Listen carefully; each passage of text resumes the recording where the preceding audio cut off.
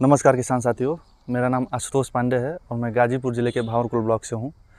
आज की वीडियो में हम लोग बात करेंगे कि मिर्च की नर्सरी को कैसे लगाएं।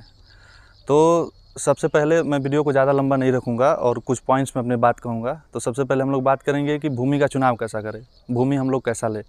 तो भूमि के चुनाव में हम लोग देखें कि मिर्च जो है वो मिर्च का पौधा क्या है कि उसके लिए जल की तो आवश्यकता है, लेकिन वो क्या करता है कि ज़्यादा जल जमाव वो बर्दाश्त नहीं कर पाएगा और क्या करेगा, वो उसमें गलन की समस्या लग सकती है जिसको हम लोग। तो उसमें क्या करना है कि जो हम लोग को बेड बनाना है, जो जिस बेड की तैयारी करना है, तो ऐसी भूमि लेना है जो जिसमें क्या हो कि जल धारण क्षमता ज़्यादा ना हो, जैसे काली मिट्टी ना हो, क्योंकि उसमें काली मिट्टी में क्या होता है कि पानी की लगने की समस्या होता है और उसमें हमारी नर्सरी अच्छी ना होगी।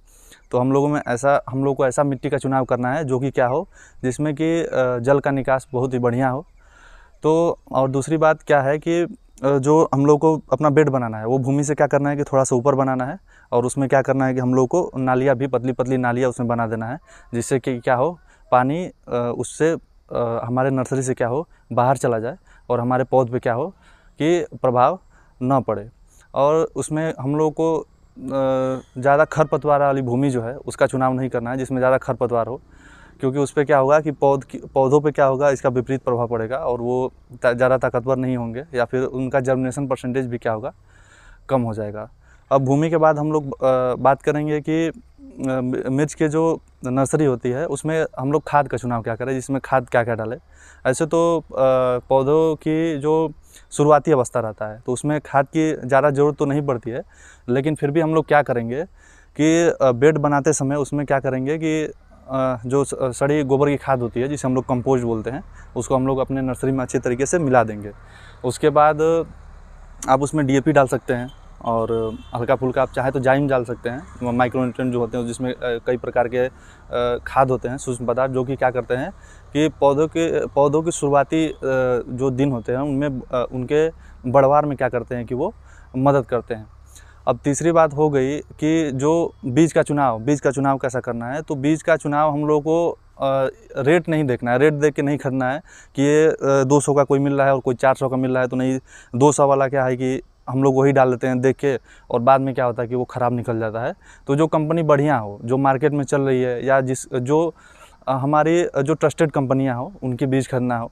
जैसे कि हमारे जो एरिया है, हमारे भावरकुल में इस बार सेमिनीज जो कंपनी है उसका 1452 जो बीज चला था, ननगू कंपनी का 7410 चला था। ऐसे ही और भी 2-3 बीज थे जो चले थे। तो आप अपने क्षेत्र के अनुसार इन बीजों का चुनाव कर सकते हैं, जिनका कि जर्मिनेशन परसेंटेज भी बहुत अच्छा है, जिनमें कि उत्पादन क्षमता भी बहुत बढ़िया है। अब आती है चौथी बात कि कीटनाशकों का प्रयोग कितना करना चाहिए, कितना नहीं, क्योंकि पौधे छोटे होते हैं। अगर हम लोग हाई डोजेज या फिर गलत कीटनाशकों का प्रयोग करते हैं तो उस पर भी क्या होता है कि पौधों पर विपरीत प्रभाव पड़ सकता है।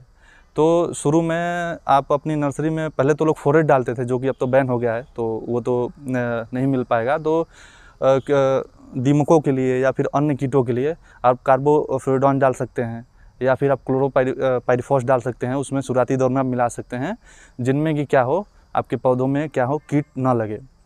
अब जो बातें थी मेरी तरफ से वो तो मैंने आपको बता दिया है एक नर्सरी के बारे में। अब हम लोग आपको वीडियो में अपने दिखाएंगे कि उसमें बीज आपको कैसे डालना है, जो बीज होता है उस कैसे डालना है, या फिर क्यारी हम लोग आपको दिखा देंगे।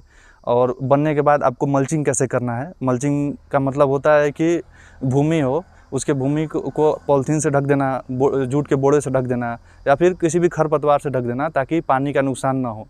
क्योंकि आप लोग टेम्परेचर देख रहे हैं, इस टाइम टेम्परेचर क्या है कि बहुत हाई है, जिससे कि जो पानी हम लोग लगाएंगे पानी का लॉस होगा। और एक और इससे होता है कि जो पौध है, जो नर्सरी बहुत छोटा होता है, अगर इस पे हम लोग पानी डायरेक्ट डालते हैं तो क्या होता है, पौधों के उखड़ने की और उनके मरने की संभावनाएं बढ़ जाती हैं। तो वो जो रहेगा वो उसको सुरक्षा देगा, जो मल्च होता है। तो आप पुआल डाल सकते हैं, या फिर आप पॉलीथीन शीट हो गया, या फिर आप उस पर जूट का बोरी डाल सकते हैं। तो आइए अभी हम लोग आपको दिखाते हैं कि कैसे डालना है और आगे क्या करना है। किसान साथियों, बेड का जो स्टैंडर्ड साइज होता है वो 1x3 होता है, जिसमें इसकी चौड़ाई 1 मीटर होती है और लंबाई 3 मीटर होती है। और इसकी तकरीबन 20 से 25 सेंटीमीटर इसको ज़मीन से हम लोग को ऊपर बनाना है, और इस पर कार्बेंडाजिम का हम लोग को छिड़काव करना है 1 ग्राम पर लीटर पानी से, और उसमें कार्बोफ्लोरान हम लोग को मिलाना है, कीटनाशक। हम लोगों को सबसे पहले सही बीजों का चुनाव करना है और उसकी बिजाई जो है हम दो तरीक़ों से कर सकते हैं। पहला तो ब्रॉडकास्टिंग मेथड, जिसको हम छिड़काव भी दिखाते हैं, और दूसरा क्या है, लाइन सोइंग, जो कि आप वीडियो में देख सकते हैं। लाइन सोइंग में क्या होता है कि उंगली की सहायता से या फिर अन्य किसी औजार की सहायता से लाइन बना लेते हैं, उसमें बीज डालते हैं और उसको क्या करते हैं कि हल्की मिट्टी से उसको ढक देते हैं और समय समय के साथ क्या करते रहते हैं कि इसमें सिंचाई करते रहते हैं। लाइन सोइंग से ये फ़ायदा रहता है कि आपका सीडलिंग जो होता है, जो आपका नर्सरी तैयार होता है, उसके पौधे क्या रहते हैं, स्वस्थ रहते हैं। तो किसान साथियों, जैसे पहले के वीडियो में जिक्र किया गया है कि अपने नर्सरी के बेड को हम लोग को किसी चीज़ से ढक देना है, जैसे कि पुआल हो गया या अन्य किसी चीज़ के माध्यम से, जिसको हम लोग मल्चिंग बोलते हैं। इससे क्या हुआ कि जो पानी का नुकसान है वाष्पीकरण के माध्यम से वो ना के बराबर होगा और नर्सरी का जमाव क्या होगा, सही से होगा और अंकुरण उसका सही होगा। तो आज के वीडियो में किसान साथियों बस इतना ही। मिलते हैं अगले वीडियो में, तब तक के लिए धन्यवाद और नमस्कार।